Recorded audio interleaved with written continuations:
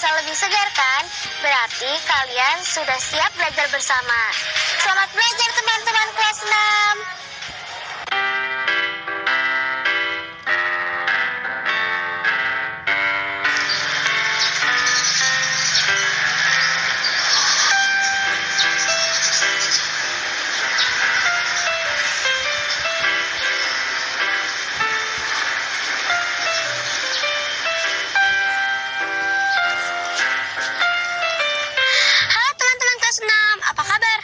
Pasti kalian udah semangat kan buat belajar bareng aku hari ini? Jangan lupa kita sama-sama berdoa supaya kita bisa fokus memahami pelajaran hari ini. Berdoa menurut kepercayaan masing-masing ya. Berdoa dimulai. Amin. Dan jangan lupa juga untuk menyiapkan alat tulisnya. Karena hari ini kita akan belajar banyak hal yang menarik. Seperti membuat peta konsep tokoh, menuliskan kalimat ekspresif, mengenal bagian-bagian cerita fiksi, menempatkan bilangan pada garis bilangan, menaksir luas benda berbentuk tak beraturan dengan cara taksiran persegi satuan. Dan satu lagi, melakukan penjumlahan dan pengurangan bilangan bulat positif dan negatif.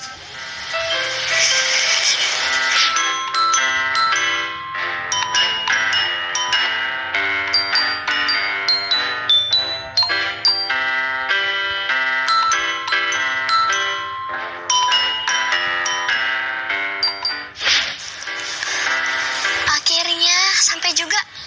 Kira-kira Tante Emi udah selesai belum ya? Rizka, kalau sudah sampai, masuk aja ya.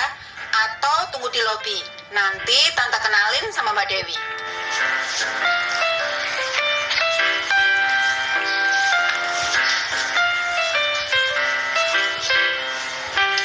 Nah, teman-teman, ini adalah studio radio tempat Tante Emi bekerja. Hari ini, Tante Emi ajak aku ke sini karena ada Mbak Dewi Paramita. Kalian tahu nggak dia siapa? Dia itu penulis dongeng favoritku. Aku seneng banget dapat kesempatan ini. Kita masuk ke dalam aja yuk.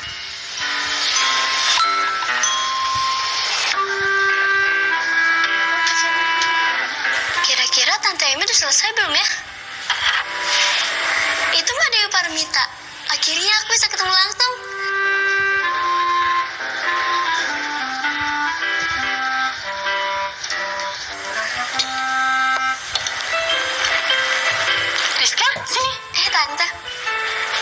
Selesai siarannya? Udah kok, sini Tante kenalin ke Mbak Dewi.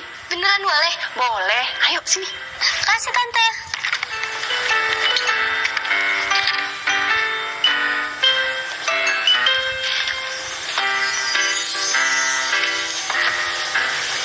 Dewi, ini keponakan aku yang aku ceritain tadi. Oh. Halo.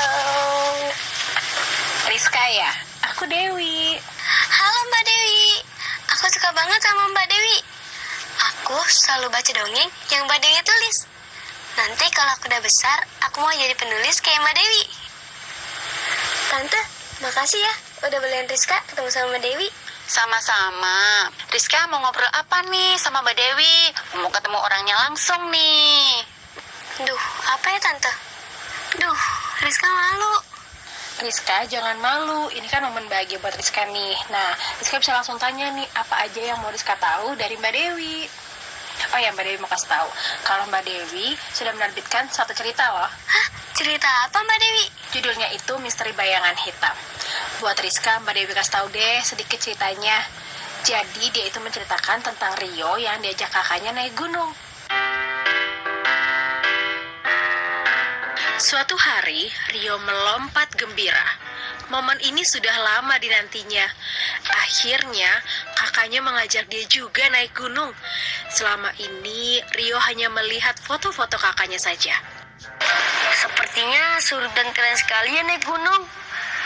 Akhirnya, aku akan punya foto seperti itu.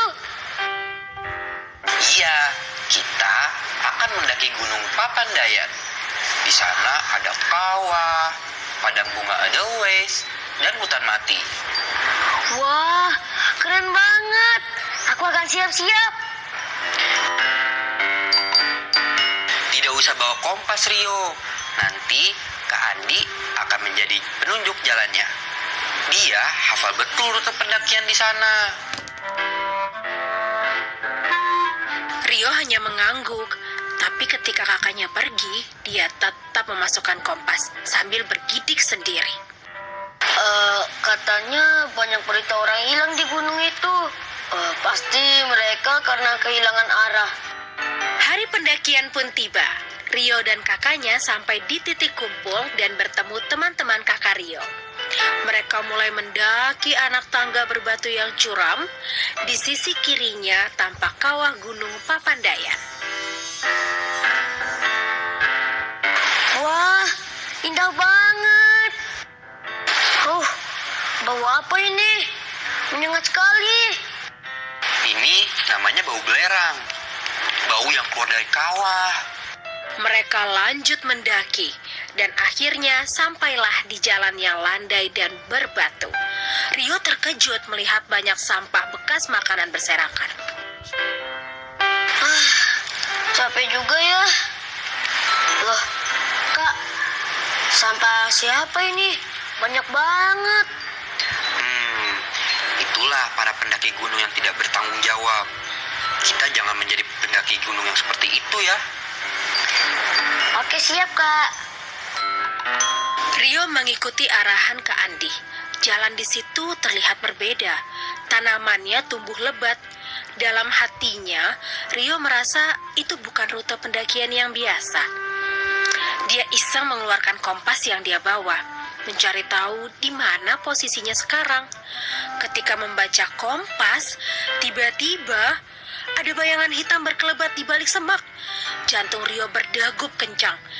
Tapi dia merasa lega karena kakak-kakak pendaki sudah di dekatnya. Bayangan siapa itu tadi, Kak?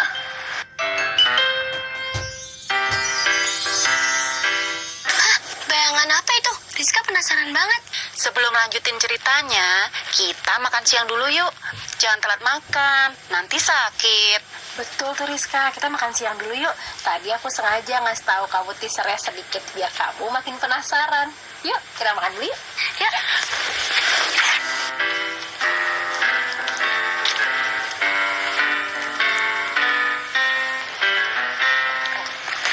Mbak Dewi, gimana sih caranya menulis cerita?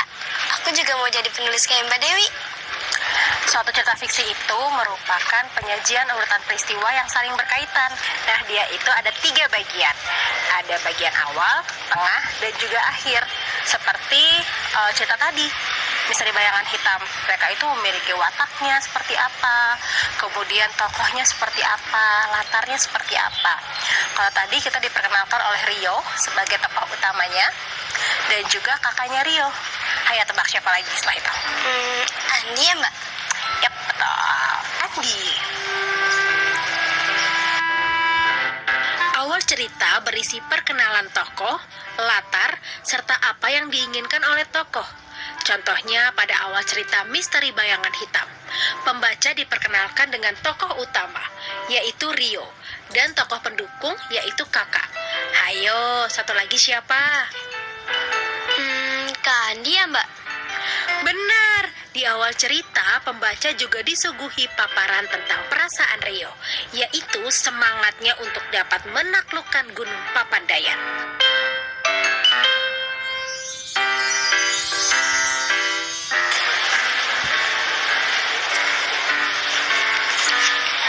Nah, sambil ngobrol, sambil pesen makanan ya. Rizka mau makan apa? Rizka makan apa aja, Tante? Yang penting nggak pedas. Dewi? Aku boleh deh Mbak 1 nasi sama soto ya. Oke, Tante pesenin ya. Iya.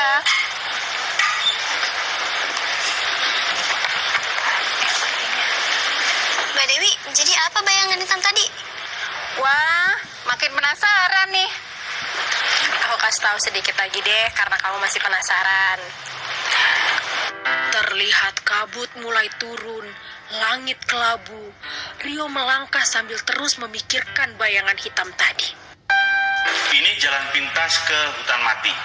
Dari situ kita ke pondok selada tempat kita berkemah. Jalannya curam, ngeri sekali. Apalagi di sebelahnya persis jurang menganga lebar. Ini berbahaya. Tidak adakah jalan lain? Ada, tapi lebih jauh dan lebih lama. Akhirnya, jalan itulah yang akan mereka tempuh. Rintik hujan mulai turun, semakin lama semakin besar titiknya. Semua buru-buru memakai jas hujan. Sebentar-sebentar Rio menoleh. Dia takut bayangan tadi mengikutinya, tapi kabut dan hujan membuatnya sulit melihat. Di tengah pendakian, Rio mulai kelaparan. Kakak pun gelisah karena jalan pintas belum juga ditemukan. Ah, itu dia. Bekas longsor. Tidak bisa dilewati. Kita berkemah di sekitar sini saja ya. Hari sudah mulai gelap. Berbahaya jika perjalanan kita teruskan. Mereka mencari lahan yang agak datar lalu membangun tenda.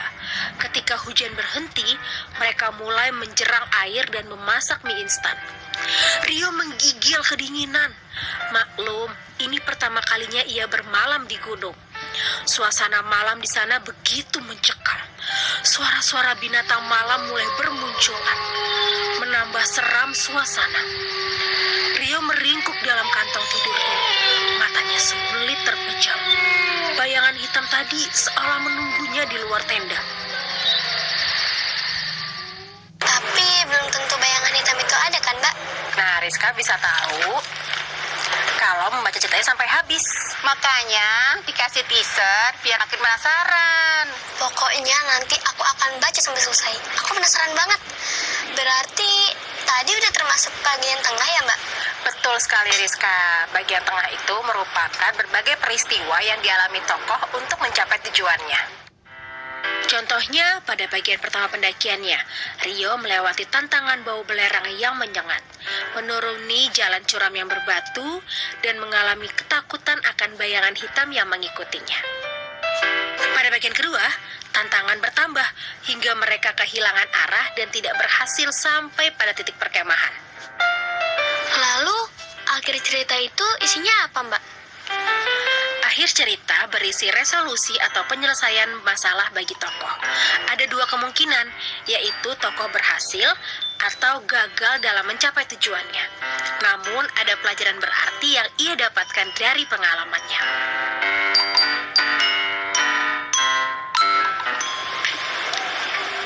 Oh, berarti itu bagian awal, tengah, dan akhir cerita fiksi. Betul sekali Rizka, dan juga ada yang namanya peta konsep. Apa itu, Mbak? Peta konsep itu adalah kita sebagai penulis, kita harus menentukan peta konsepnya terlebih dahulu sebelum menulis, seperti unsur-unsurnya, yaitu wataknya harus seperti apa, keinginan tokoh dalam cerita seperti apa, latarnya seperti apa, dan tokohnya itu nanti akan seperti apa. Nah, itu yang namanya peta konsep. Kalau tadi di misteri bayangan hitam tadi, apa aja unsur-unsurnya? Kalau di cerita misteri bayangan hitam, tokoh ceritanya Rio. Watak Rio adalah sangat berhati-hati, teratur, dan peduli terhadap lingkungan. Betul sekali Rizka. Nah, kalau latarnya itu di mana? Gunung Papandayan, Mbak. Benar sekali Rizka. Jadi keinginan Rio adalah untuk mendaki Gunung Papandayan. Oh, gitu, Mbak.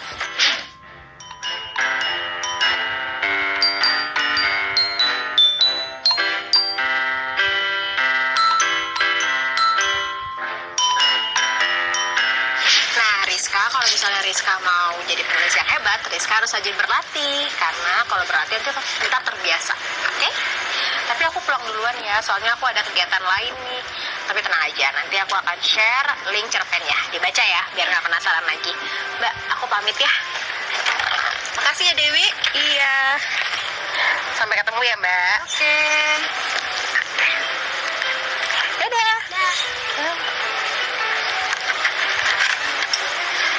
Rizka, Tante ke dalam sebentar ya. Ada pekerjaan yang harus Tante selesaikan. Rizka tunggu di sini atau di lobi? Rizka tunggu di lobi aja, Tante. Rizka mau menulis. Oke, Tante duluan ya. Oke.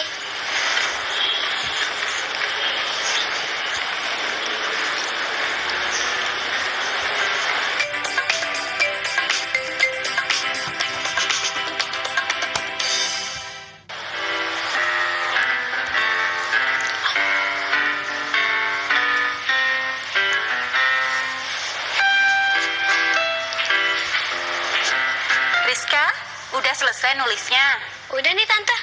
Coba Tante baca ya. Menurut Tante gimana?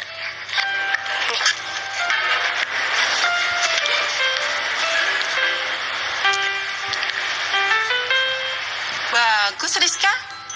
Tapi akan lebih menarik lagi jika Rizka membuat pembaca seakan melihat, merasa, dan juga mencium suasana yang ada di dalam cerita. Maksudnya gimana Tante? Maksudnya, Rizka gunakan kalimat ekspresif. Kalimat ekspresif berisi ungkapan yang menunjukkan perasaan, ide, keresahan, atau pendapat. Kalau di cerita Misteri Bayangan Hitam, misalnya Rio merompak gembira, gitu bukan Tante? Bener banget. Di kalimat itu berarti Rio melakukan gerakan melompat-lompat karena gembira. Oh iya, yang ngerti. Nanti coba aku tambahin di kalimat ekspresif di tulisanku ya Tante. Oh iya, kemarin kamu bilang ada PR yang mau dikerjakan di sini bareng Tante. Jadi Tante, nih. Bilangan bulat positif dan negatif. Iya Tante, Rizka belum paham. Ya udah, Tante buat permisalan ya. Sambil Rizka catat juga di buku catatan. Buat teman-teman yang di rumah, ayo kita pahami bersama-sama ya. Misal, ada seorang ilmuwan bernama Dr. Seruni sedang meneliti hewan dan tanaman di Gunung Krakatau. Dr. Seruni berpindah-pindah di antara atas dan bawah permukaan laut. Rizka bisa jadikan garis bilangan seperti ini untuk menjawab pertanyaan. Oh iya, Rizka juga memerlukan objek untuk mewakili Dr. Seruni. Bisa membuatnya dari objek apapun. Yang penting, bagian badan dan kepala jelas. Misalnya, potongan cotton bud atau korek api. Pastikan bahwa yang dijadikan patokan bilangan adalah bagian kepala. Kalau pakai pulpen, boleh Tante? Boleh. Jadi, saat melakukan kegiatan di bawah ini, Rizka harus menggerakkan objek yang melambangkan Dr. Seruni sesuai yang diminta pada soal. Kita coba soal pertama ya. Dr. Seruni sedang mendaki. Ia memulai pada bilangan 0. Ia maju 5 langkah. Di bilangan manakah posisinya sekarang? Di sini Tante, di angka 5.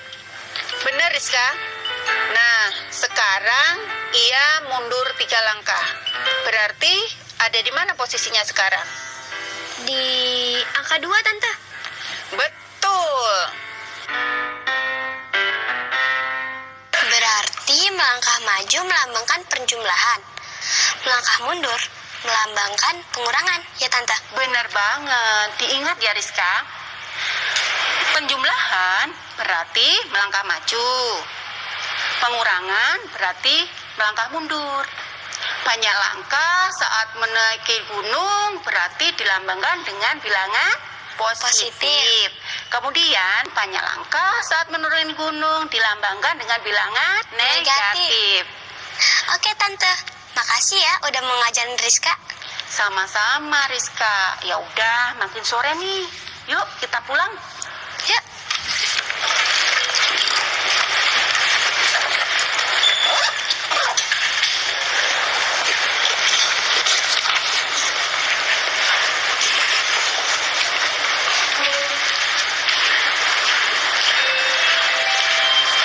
Tante, makasih ya. Tadi udah ngajak aku ketemu sama Mbak Dewi. Aku seneng banget. Hari ini aku belajar banyak banget. Oh iya? Emang belajar apa aja? Tadi bersama Mbak Dewi, aku belajar tentang karya fiksi. Memahami peta konsep tokoh dan bagian-bagian cerita fiksi. Tante Emi juga ngajarin aku tentang kalimat ekspresif. Dan kita juga belajar soal penjumlahan dan pengurangan bilangan positif dan negatif, ya kan? Iya Tante.